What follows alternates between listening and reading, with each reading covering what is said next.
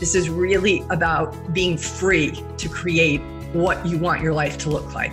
We each are our own hero. And how do we take the challenges that come our way and see those as the birth process of us becoming heroic? Can you meet that judgment that ultimately will surface with neutrality? This is the Wall Street Coach Podcast with Kim Ann Curtin. Welcome back, everybody, to the Wall Street Coach Podcast. Today is going to be such a perfectly timed episode. We're very fortunate to have Peter Atwater here with us. He's the author of a book that is a must-read for every trader called Mood and Markets. Peter's also the president of Financial Insights, a consulting firm, and they advise institutional investors, corporations, and public policymakers on issues affecting financial services industry. He's also adjunct professor for William & Mary and the University of Delaware. After having a successful career in financial services, including 13 years at JP Morgan, Peter turned his attention to socionomics and how changes in social mood drive changes in our behavior. This book, Mood and Markets, has blown me away. I'd never even heard the term before, socionomics. I was actually stumbling over the word when I first read it in your book, Peter. But now I've got it, or almost got it. But Mood and Markets will blow you away. That's fascinating, research-based, lots of insight into how the markets measure mood. And we're going to talk about mood today. We're going to talk about trader mood today and the mood of the entire marketplace. And this is going to be a very interesting conversation. We might have you here for a very long time, Peter. I hope that's okay. I have a lot of questions. Sounds good. Welcome. Thank you for coming here. And, did I do well by your bio? Is there anything important that we need to add to that about, kind of who you are and what you're up to? No, I the only addition I would say is I also teach at William & Mary, my alma mater. Just finished up a semester teaching a lot of the concepts from this class. So wow, that's beautiful. That's beautiful. One of the things that Michelle Wucker recommended you to us, and I'm sorry I had not heard of you before, but I'm very thrilled to know about you now. We had Michelle on recently for her book, You Are What You Risk. And I think because she saw how enthusiastic I was over her, perspective, if you will, on the world and on finance especially, I think she knew that I would be really turned on by your work. And that's why she suggested you to us. One of the things that's so fascinating for me at the start of your book is that you talk about how you just really didn't give a lot of credence to socionomics at the beginning. You kind of poo-pooed it a little bit, and then you had this aha moment. So maybe walk us through that and explain what socionomic is to those. Most of our audience are day traders. Some are very sophisticated. Some are very new, and a plethora of other people. But please tell those who don't know what it is, what it is. So socionomics is a social science that was started by Robert Prechter. And I suspect that some of your viewers will know his name because Bob is really one of the leading pioneers in Elliott wave technical analysis, an extraordinary technician. And so he, looks at everything through the perspective of fractals and waves. And what he began to discover is that our moods follow similar behavior. These patterns of rising and falling mood. And what he began to discover is that behavior more broadly mirrors mood, as do markets. Mm-hmm. And so Bob early on started to look at things like music and their relationship to the markets. We have lots of historical fashion indicators, skirts rising and falling, neckties widening and narrowing.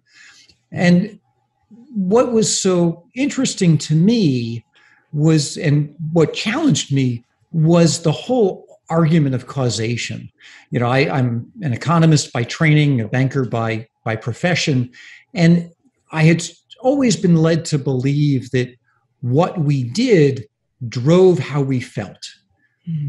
And socionomics turns that backwards and really challenges you to think about, well, what is how we feel doing to impact what we do?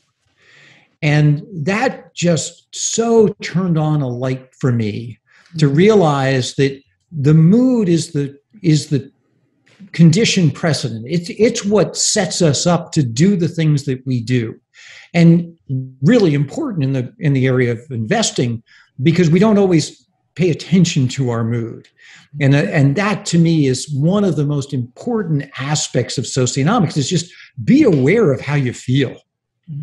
Mm-hmm. What do you think? Tell us, like, what does that look like for you? Are you an investor or a trader yourself? Or how do you apply this to you? What changed for you personally when you got that? So I began to realize that my own mood ran counter to good investment decisions, because investing requires you to do exactly the opposite of what your gut tells you to do. Mm. You know, as a socionomist, so back in March, the markets are panicking because of the pandemic. And I'm getting all excited because my background with socionomics has taught me panic only happens at one point in the mood cycle, and that's at the bottom. And so I'm watching all of these people freaking out, thinking it's the end of the world, not appreciating that panic, just objectively, only happens when we lack certainty and control. And when that happens, it's always, always, always the beginning of the pivot point. When you began to really see this, how did you begin to describe it to people for the first time? Because there are going to be people who watch this, and first of all, they may not even have the distinction between what a economist is versus socionomic. So let's just get that distinction right out of the gate for people. So, socionomics has really nothing to do with economics. I would argue that economics is a lagging indicator to social mood. It takes time for us to make big investment decisions. The economy lags mood, with sort of this perfect, parallel sine curve that goes along with it. And so I think for investors, it all feels really weird to talk about mood. I can remember meeting some institutional investors early on, and I felt like, what's her name? Shirley MacLaine, going in, with crystals and tarot cards to talk about why mood is so important. And I could see investors, these professional investors, their eyes would roll and they think, this guy is a nut job. Yeah. And I quickly discovered that mood isn't a really good way to describe this. That a more approachable way is to think about this in terms of confidence. And so to think about it, that when we don't have confidence, what we're really saying is two things. I'm not certain, and I don't feel like I have control. And we need both of those to feel confident. And at lows in confidence, we feel like everything is uncertain and we feel powerless to do anything about it. I mean, that to me defined that low last March when the pandemic hit. Yeah. We didn't know what was going on. People are, Googling the word unprecedented because it just didn't feel at all familiar. Right. And we didn't feel like we knew what to do. Yeah. Yeah. So what would you say would help if somebody says to themselves, this how does this impact the market? There's a quote in here where you talk about Bolin and Mao found in their breakthrough study around emotional states implied in Twitter messages, and that these useful observations, these are useful because we have been of the mind that the stock market expresses a social mood within minutes or hours, but it may ultimately prove to have a longer lag. So let's talk about that a little bit. Yeah, so I use Twitter a lot. I watch Twitter In the same way I watch the Wall Street Journal and the Financial Times and the news, the media, because the media mirrors our mood. If you're in the business of being in the media, your job is to put in front of people either television shows, newspapers, magazines that they are going to eagerly consume, which means it has to fit mood. Yeah. And the same is true when we talk about things going viral on the internet. What is viral is something that resonates with everyone because of their mood. Mm-hmm. So I'm constantly watching to see what's popular on Twitter, what's popular across social media, because those things that are popular are telling me exactly how people feel. Are they stridently optimistic, or are they scared? What are the things that are being shared widely among the crowd? And if a day trader is able to pay attention to that, how would they take that knowledge then and apply it to their trading account? They should be aware that the crowd is consistently wrong. And what you're looking for are extremes in sentiment. And for a day trader, the extreme may not be, a 1 year bottom, but it can be, even during the course of a day. I mean, we're recording this on Wednesday, May the 19th. Cryptocurrencies cratered overnight. And you could watch this morning this climax, this crescendo of very bearish sentiment towards cryptocurrencies of all shapes and sizes. Yeah. And that sense of panic forming a low. Do I think it's the low? I don't know. And I don't care. What I know is when the crowd is of one voice, high and low, that's a sign that we've reached an extreme in sentiment. Mm. And so that extreme in sentiment then is what would inform you. You're suggesting, perhaps your book is suggesting, be in tune, be connected to that sentiment, because knowing that allows you to be one step ahead. Yes, because the story precedes the action. So people talk about, follow the money. No. Follow the story, because the story is where the money will soon follow. Yeah, that's great. A great quote. It reminds me of at the beginning of your book, you kind of, I think it might be in the introduction or preface, you talk about the why and the how, and how people tend to overlook those aspects. Could you talk about that for a second? Yeah. So I look at not just why, but why now? Why is this being said now? Why is this being done now?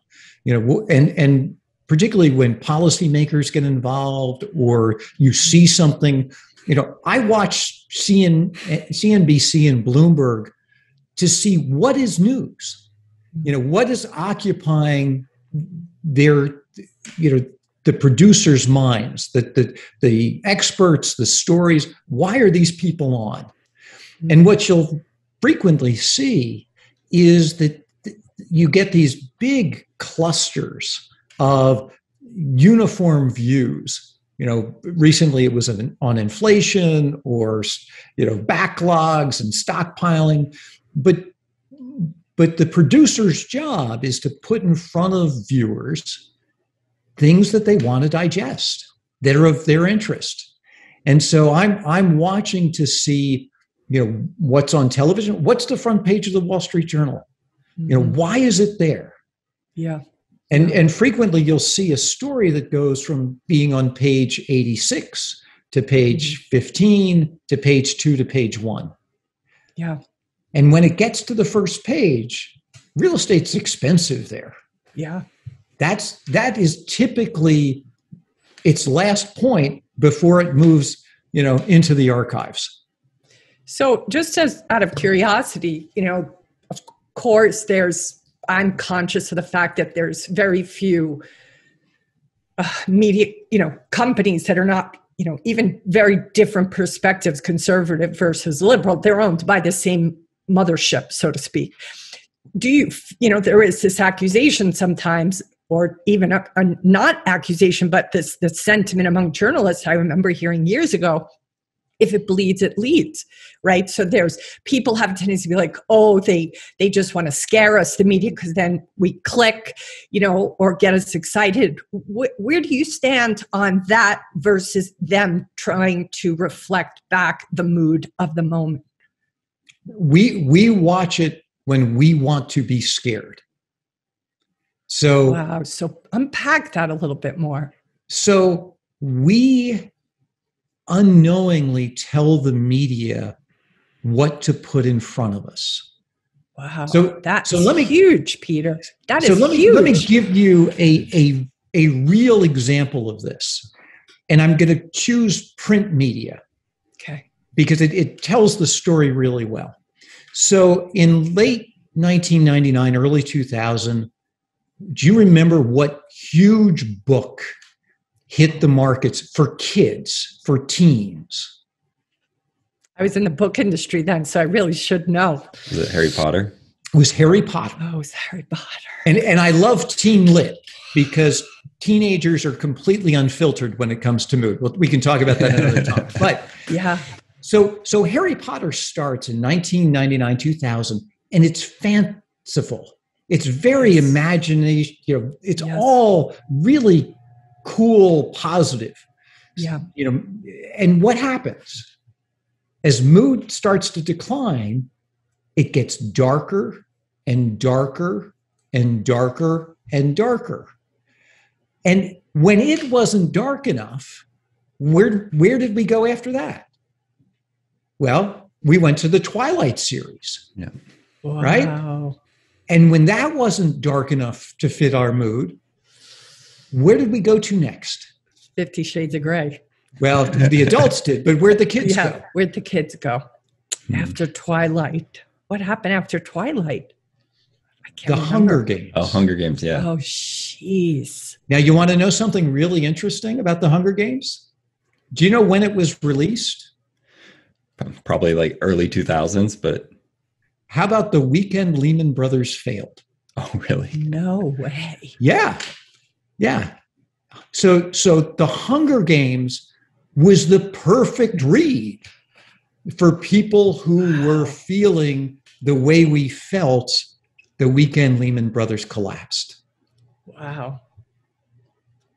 But how does that, that for books to come out into the world, like there's months and, years prior to those books. So how is that the author? Is that the publisher connected to the sentiment of where we're going? So creatives tend to lead. Yeah. It's the arts tend to feel it. These are creative, mood-driven people. But the audience picks it up. Yeah. So you'll see books or movies that that are not popular, but then suddenly gain popularity. Yes. And so the audience is finding what fits. Spotify, keeps track of all of this for music. Yeah. I wish they would let me break into their data, but. It's expressing exactly how we feel. We listened to Adele in 2011 when, you've got Occupy Wall Street. And then, a couple of years later, we're dancing to, Adele. I joke with my students, if they take one thing away from the class, it's buy Adele, sell Pharrell. That's awesome. So this is across the arts, music, the cover, the top of the fold of the newspaper. It's all and it's all actually in response to us. Yes. To how we're feeling. Yeah.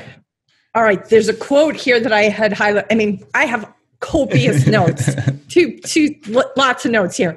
And I still have probably more. So we might have to have you back, Peter, because I just feel like I'm trying to process so much information. I can't get my questions out quick enough. So speaking of what you just said, I want to just talk about, okay, and this is even elaborative on Lucas's question, because I have the same question, Lucas. You talked about the why being a particularly lonely place. Such a great quote. And as a coach, I'm usually, doing executive coaching for traders and for finance executives. And that the concept of why is a lonely place, because you are dead on where they focus on immediate actionable buy and sell recommendations, but they don't really pay attention to, the who, what, and when, never mind the how, and especially the why.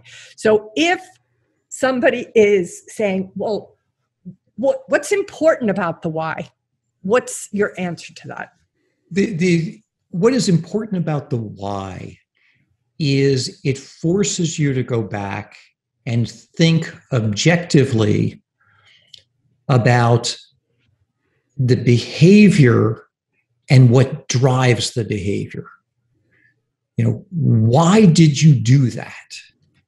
And what does that decision say about your level of confidence and your outlook on the future, on your level of certainty in the world around you, your level of control? Because certainty and control sound very qualitative, but I think they're incredibly quantitative. That powerlessness versus truly having things in control, we don't think enough about that. But I know what it looks like to feel powerless, to be completely uncertain. It's the way you feel when you're rushed to the emergency room. Yeah. But we don't think about those as being a valuable measure of when to get in the markets, when to get out of the markets. And because great investing requires you to put money in those moments where you have no certainty and no control, where it feels like you're lighting money on fire. Yeah. Those are the best. That's when returns are the greatest. Yeah. But what are we afraid of then? We're afraid that the market is going to keep going down. Yeah. And so I look to see, well, does everybody believe that? Does the whole crowd believe that it's going to get worse? Because when that happens, anybody who's selling is already sold. Yeah. Yeah. So for sure. That's the mindset that I'm trying to get inside of, and I look at it for myself objectively. Yeah. But what is it how does this change you and your own investing? Like, give us like an example of you woke up today, you saw crypto is cratering. What is that telling you about how you're going to potentially invest your money or trade? So if I'm a short-term trader, mm-hmm. that kind of panic is a buy signal, because panic only happens when sentiment is extreme. Yeah. And so we have these very emotional reactions where we naturally overreact. So I'm looking for overreaction. Mm. And people who are long in that situation are naturally going to overreact because cost basis really screws up how we look at things. Talk more about that. So where I've bought something, the price at which I've bought it now completely frames how I look at it. Yep. Mm-hmm. If it goes up, I think I'm brilliant. I've made a lot of money. If it goes down, I was an idiot, and it feels painful to me. And it's all a function of that reference point. Yep. instead of looking at it saying price has gone down, well, this could be an opportunity. We'd look at it and go, no, price has gone down and I'm an idiot. Yeah. What is the first step somebody can take to step into this perspective, a socionomic perspective?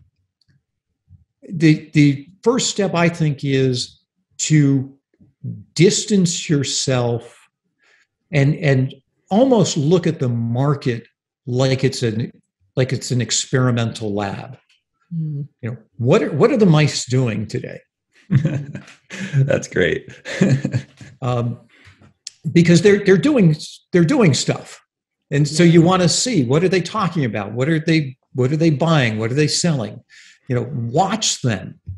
Because, and importantly, I think one of the things that gets investors in lots of trouble is they think they've got to be smart. And the reality is, no, your price is determined by what others do. You don't, even Warren Buffett doesn't determine the price of the things that he holds. The crowd determines your price. So watch the crowd. Yeah. Yeah. And do the opposite when the crowd gets extreme. So when they get cocky, when they get full of themselves, when you see on CNBC or people trumpeting all the money they've made, the gains that they've experienced, CNBC and Bloomberg and all these guys, they love to put the victors on TV. Yeah. And so when you start to see these victory laps of professional investors or more importantly, retail investors who've made lots of money, that's an indicator that a lot of money's been made. Yeah. And so I look to see, are there articles on who's lost a lot of money? Are there articles on who's made a lot of money? Wow. And then how do you respond for yourself? If I start to get prepared. Yeah. And I don't try to time to the second. Right. The big turns, March of last year was an easy turn to call. Yeah. GameStop was an easy turn to call because that was the other extreme. Yeah. That was everybody dying to get in. Yeah. And again, watch what they're doing. Yeah. They were buying call options. And when that didn't satisfy them, they were buying out of the money, short-dated call options. So what does that say about sentiment?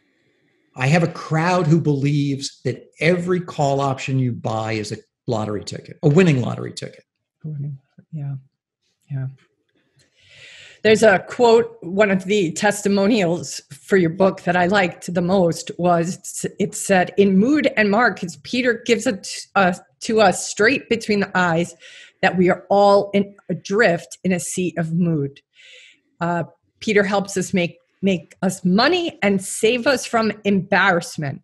Peter's horizon preference framework is the best approach I've found for isolating the state and direction of social mood for all major marketing investment decisions. Please tell us about the horizon preference framework. Sure. So, as you might expect, trying to understand what changes in us as our mood changes, I spend a lot of time looking at the kinds of decisions that we make at extremes in sentiment. And one of the characteristics that I found was that at very lows, major lows in confidence, there are only three things we're thinking about: me, here, now.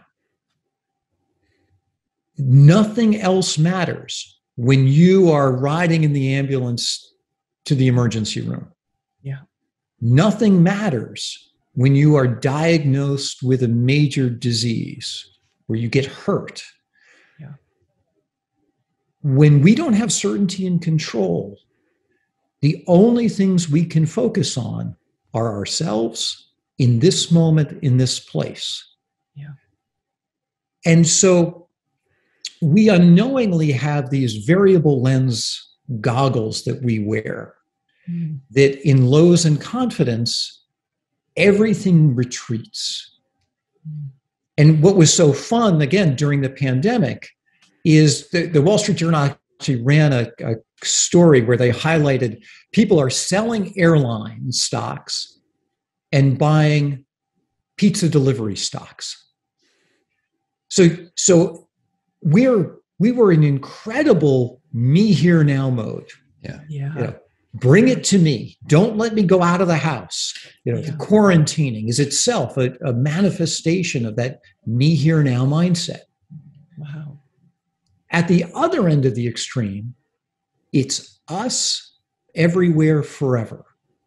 Wow. We're generous. We're futuristic in our thinking. And we think not just locally, nationally, globally, we think about Mars. Yeah. So I love that you have Jeff Bezos and Elon Musk talking about going to Mars. At the same time, you have futuristic cryptocurrencies all being devoured. That very abstract, Futurama kind of mindset that captures our fantasy. Yeah. And is it, would you say it is accurate to say that those two extremes, those two mindsets are extremes? Yes. Yeah, there's nothing beyond me here now versus us everywhere forever. We don't think of confidence as having bookends to it, but it does. Yeah. And those are the bookends. We have overconfidence and invincibility at one end, and we have defeated and vulnerable and underconfidence at the other. Yeah. Do we swing between those two all the time? Just mankind? Is that just our temperament to go from one pendulum swing to the other? Yes. And the crowd does. Yeah. Yeah. Which makes it really fun to watch, those who feel invincible. Invincibility is one of the traits that I watch really closely. Yeah. When we feel it or we think somebody else is. Earlier this year, everyone believed that Elon Musk was invincible. Yes. They believed Cathie Wood was invincible. Wow. And invincibility is something that I watch because that's a bell ringer for me. Yeah. Yep. God, so many questions I have for you. Did you want to say something, Lucas? I was just thinking, as you were speaking, it was exactly. You kind of called it with the going to Mars, and it was like as soon as everyone was talking about going to Mars, Tesla started going down, and it's been going down ever since. And now it's interesting because it's getting to some technical points on its chart, but also people are getting to a point where they're like, Tesla's going to zero. So it's interesting. Yeah. So let's see what happens. So extrapolation. Yeah. I love those extreme extrapolations. Mm-hmm. So because they speak to the level of certainty and control that we feel.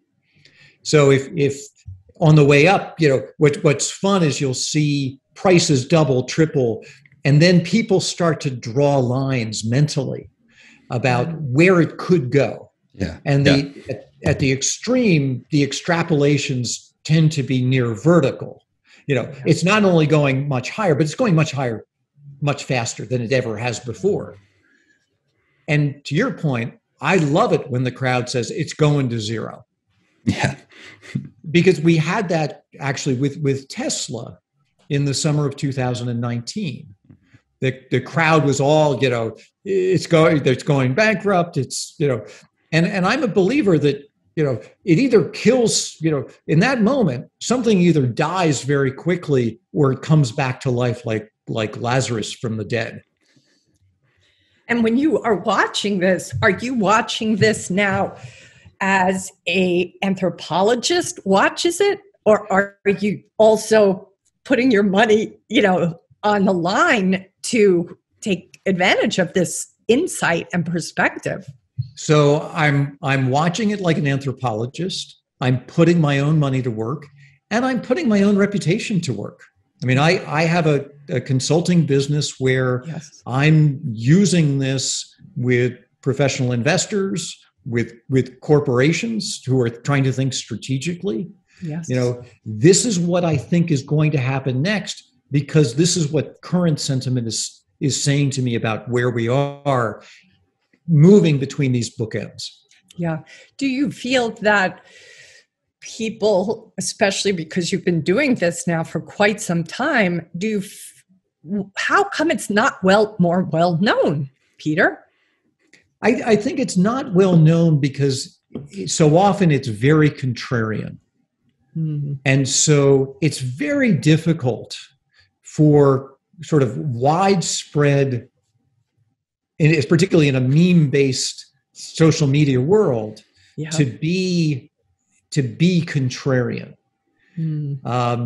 because it just always runs in opposition to what the crowd is doing, and so it becomes very easy for the crowd. If you're not immediately right as a contrarian, you're a dumbass. That's true. Yep. And so I think it's very difficult to be widely popular doing what I do. Yeah. But damn, I am blown away. And I think because of, being in conversations with traders who are always saying to me, that they don't, as if they think they could be unemotional. And I'm like, good luck. You're a human being. You're going to never be unemotional. How do you prepare for that? But there's still, especially the young, naive ones, think, I just have to be unemotional, Kim. I'm like, who taught you this? It's so never going to happen. No, and so rather than trying to be unemotional, try to track your emotion. Just plot it. I do work. I do a lot of mapping of confidence. Yes, and it's amazing when you have people look at their own decision making in terms of relative certainty and control, where they start to plot their own decisions.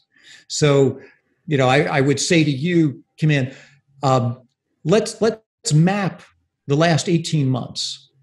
Just choose the milestones that are significant to you, and just put them down. Now, let's look at them. Where did you put them? And let's talk about how you felt in those moments. Mm-hmm. And were you making good decisions, bad decisions? Were you too optimistic, too pessimistic in hindsight? And you can start to see that we routinely make the wrong calls based on our level of certainty and control. Mm. Okay, so I'm going to just take this into my first trade ever, which was Mara. I purchased Mara because it was a sympathy play because Bitcoin went over 50 was it Martin Luther King Day weekend. So I did a swing. It was my first trade ever. And Bryce, who was holding my hand through this trade at Stocks to Trade, called to me, Tuesday morning, and he said, you're up 20%. What do you want to do? Do you want to stay in? Do you want to come out? And I remember having the feeling of, I want more. I think I could get more here. And then I noticed that. I noticed the feeling of greed. I noticed the feeling of insatiability. And because I noticed that, I was like, I'm coming out. Because that is telling me that I'm probably not in the right place of choice, right? I'm feeling emotional. And, I think it probably stayed that way for a day or two, but I was still happy with what I did. But would that be an example of be in tune to your mood? Like in that moment, I probably thought, oh, I could make a lot more money here, right? But that was like the warning flag for me to be like, oh, you're overly confident now. Is that? Yes. So when you're counting your profits, yeah, even though you haven't sold it, right? That's a sign. I also like it when people start to think about what are they going to do with those profits. Mm. So because that then suggests a level of permanence to those profits. And permanence is an interesting attribute that only comes with extremely high confidence. Yes. So I want to see that you're counting your profits, and I want to know, so what are you thinking about doing with that money? Yeah. Because the more you're mentally committing to do something with it, the more you've created a story that is, entirely grounded on extreme confidence. Wow. I almost feel this is important for people to read that aren't even in finance, because it gives you perhaps a warning sign that you're stepping into hubris in general. My students, I teach a class that covers a lot of these topics. And one of the things that they have said to me is how helpful it is in their own life. Mm-hmm. So one is they begin to realize when they're overconfident, and they can picture themselves in their map and go, whoa, need to dial it down. The other is they begin to appreciate too when they're extremely pessimistic. Yes. And so they realize that when, one of the things that I teach them is that when we're pessimistic, our mean voice naturally comes out. Yeah. The voice that tells us that we're not enough, that we're bad at this, that we suck at that, that we're not pretty, we're not. And so they begin to realize that all of that story that they're telling themselves is a function of where they are confidence-wise, not reality. Mm-hmm. Yeah. Powerful. Very powerful. I call that the inner gremlin or the inner saboteur in coaching, and spend so much time at the beginning of coaching for people to get that distinction. But what you're speaking to is almost like it's like an alarm. You're letting them hear a specific alarm, and they're like, oh, wait a minute. Yeah, you're just creating a little bell that goes off like a Pavlov dog, and you're like, oh, that's what that is. That's what it is, and it's a natural stress response. Mm-hmm. Yes, of course. But it must help interrupt, that's where depression starts. It can easily take you down that downward spiral when you start to not have that confidence or that sense of optimism. Yeah. And it's that just seems like an incredible extra benefit. It's like, wow, it can actually help you from going down that dark cycle or going to hubris and being too sure of yourself. And so what, in those moments to stop and say, what can I do to feel more in control? What can I do to make my life more predictable? Because even taking small steps helps you to put a floor on it and begin to move forward. Yes. And being able to say to somebody, hey, things feel really uncertain to me. Yes. That's a very different conversation than I feel weak. Yes. I feel vulnerable. Yes. We're afraid to say those things. We are. Men especially have been shamed for saying those things by the culture. Yeah. And to instead say, I don't feel like I have control here. Yes. I have a soccer coach who uses this with the people on his team. He's completely reframed how he talks to them. Wow. Because the conversation is all around, what do you need to do to feel more in control? Yeah. What do you need to do to feel that things are more predictable? Yeah. And that takes all of the shame out of it. Absolutely. It's giving, I can see that it gives you access to a neutral perspective of yourself and neutral opportunity. It gives you the opportunity to stand in neutrality, not make yourself wrong or put an evaluation upon where you are, but to just acknowledge, like, you need more oxygen sometimes in a plane. If something goes wrong, it's like you just need to have more certainty and more consistency or predictability, as you said. Yeah. And who doesn't need that? And who could feel bad for needing those two things? We've been dealt that in spades in the last year. Yeah. And so there's an enormous desperation for certainty and for a sense of control. Yes. And it's part of the human condition. We do need that to function. We do. Yeah. Yeah.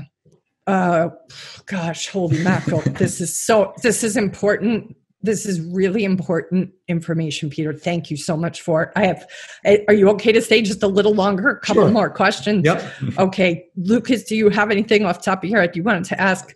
The biggest thing I was thinking, and I like the way you frame it as confidence and mood, is, I've heard it said before, is things are never as good or as bad as we make them in the moment.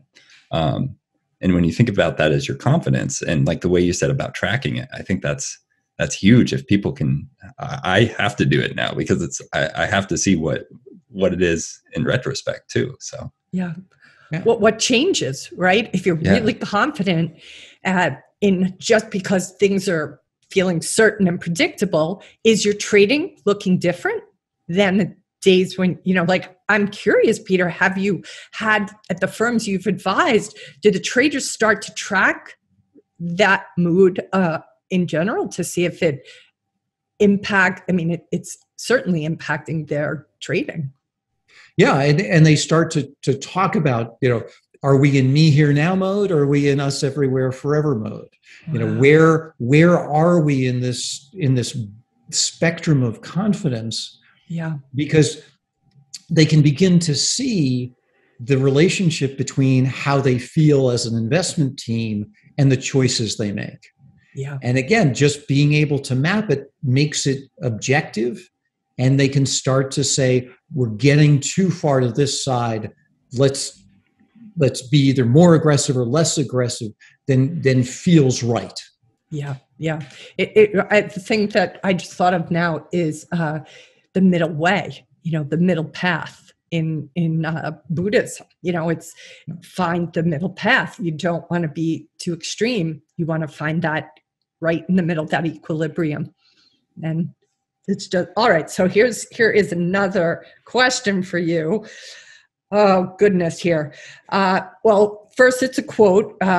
You quote an economist who said that the macroeconomy fluctuates between extremes due to the society's tendency to continually fall prey to an error of optimism followed by an error of pessimism.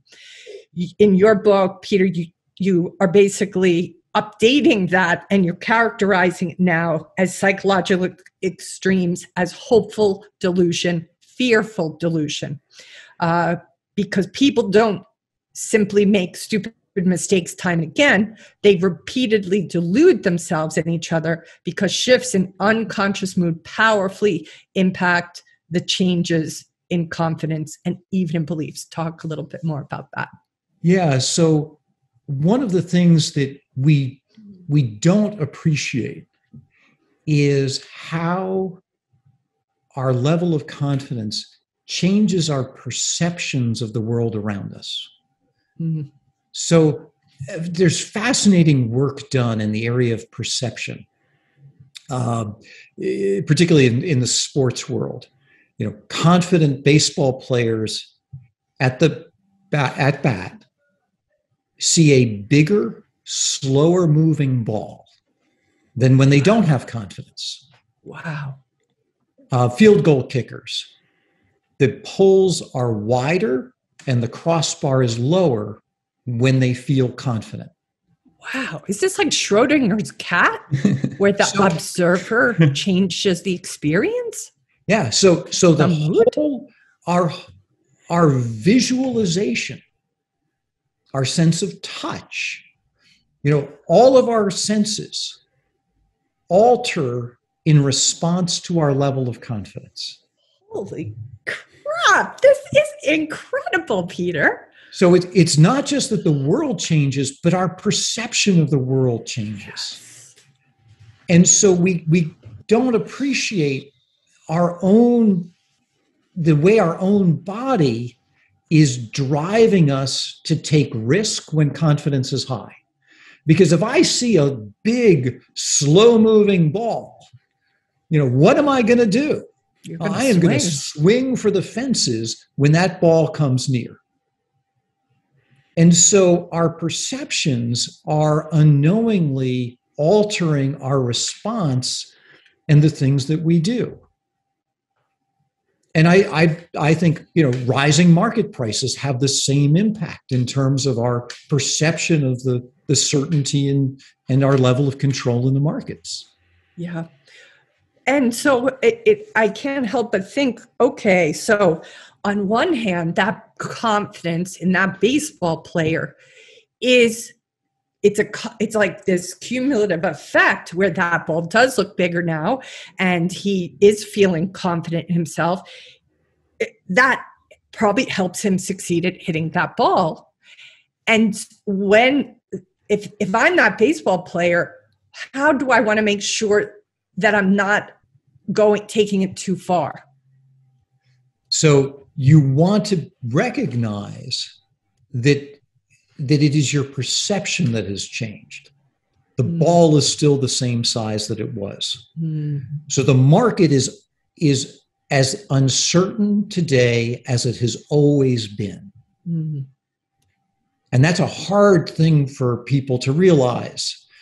I say to groups, the world was no more nor no less uncertain the day before and the day after 9/11.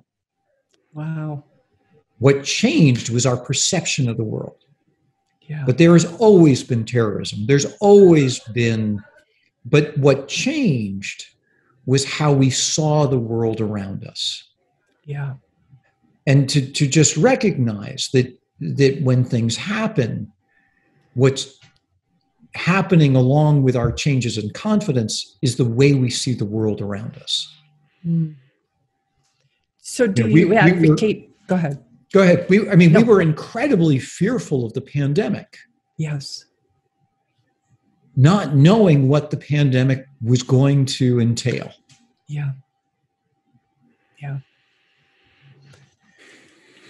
How do you see this impact all of your life? Like, what's different for you in your relationships, in your experience of a pandemic, in regards to your own health and your decision making? Like, what's the shift? Some stories that let us see this in real time in the way you live your life and work. So I am nowhere near as afraid of things that were uncertain to me as I used to be. Because when I see things as uncertain, I realize that it's me, not the thing. That it's probably a function of the fact that I'm inexperienced at it, never done it before, never seen it before, and that fear is my response, and it's subjective based on how I feel. So I'm going to be more afraid when I feel not confident than when I do feel confident. So just being very aware that when we worry, when we're fearful, that's a statement on us, not a statement on what's necessarily happening around us. Yeah. Do you, let's say an important decision has to be made and you notice now, because you're so in tune to this, I'm not feeling particularly in a good mood today. I might also think about this decision when I am in a good mood, so that you have the ability to see the decision in both perspectives. Yes.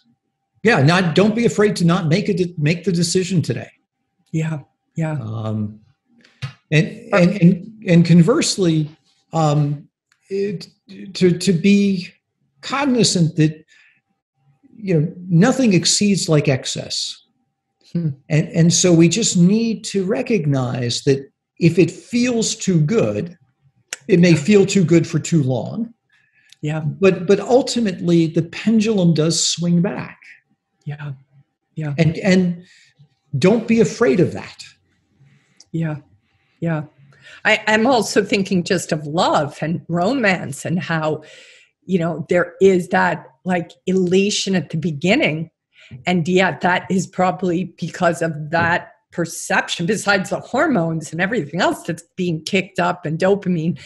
But there's also this perception that we have of like forever, or, at least for girls, probably, they step quickly into that forever enthusiasm. And yet what you're trying to say is come back to center. Yeah. Yeah. And, I have said to other investors, on a football field, there's 80 yards between the two 10-yard lines. It's very easy to spot when you're getting close to one end or the other. Yeah. And people feel like, oh, I have to call the bottom, I have to call the top. No, there's 80 yards to play where, you can get it directionally correct, make a lot of money and not worry about, what happens after that. Yeah. On one side or the other. Yeah. Another quote from your book, too often we associate markets with emotion, and I believe being able to distinguish mood and its characteristics from emotion creates an enormous advantage for investors. I then tell them to specifically look at how mood affects the decisions we make. So let's just have you take us back to this moment where this became aha for you. What was it that kind of landed? So, what I realized is that emotion requires a trigger. That emotion is a response to something. And so emotion is actually a lagging behavior. I cry after something has happened. Yes. I laugh after the joke is told. Yes. And so what you want to do is step before that and say, why did you laugh at the joke? Yeah. What was it that made the joke funny to you? What was it that made you cry in that moment? Yeah. And we tend to look at all these emotions, not realizing that it was the setup to the emotion that's what's so important. Yeah. And that's mood. Yeah. That's the difference between mood and emotion. Yeah. Makes a lot of sense. Wow. It's so deep. I mean, the other thing I'm a huge advocate of is nonviolent communication, which helps people understand their needs versus their wants. There's a real distinction between the two with that work. And one of the things that I say to clients is first track your feeling. If you're feeling depressed, frustrated, angry, or you're feeling joyful, peaceful, and easeful, those are just flags. Those feelings are indicators that needs were met or they weren't met. And being able to just even sit in that feeling without being, caught up in it, but like noticing, oh, I didn't get my need for communication met. How do I become a better steward of that? I can even see how that work with what your work is, like it would just flourish even more. It ties completely to it, because when we are vulnerable, we have scarcity in something. There's a need that is not being met. Yeah, for sure. And I think you're spot on encouraging people to identify what is that need. Yeah. Because the other thing I see traders do is unconsciously, they are trying to get their need met from their trades or the marketplace. You can't get it met there. It's going to be costly. You could, but it's going to be costly. Well, and particularly because that need to fit in, particularly if you are an investor, means fitting in means I'm making money when everybody else is making money. Yes, yes. And you feel completely out of the community, out of the tribe if you aren't. Yeah. And it becomes more important. Even one trader told me, because of the lockdown, because of loneliness, somebody, in one of the rooms said that he was going to take this trade. This trader didn't even think that this was a good trade, but he wanted to be in the trade with the guy. And he could see that. And he unabashedly did it. And I was like, can you see that your need for connection is what informed your doing that? How do we get your need for connection met without it being so costly going into a trade that you probably know is not even going to be good for you and your account and your setup?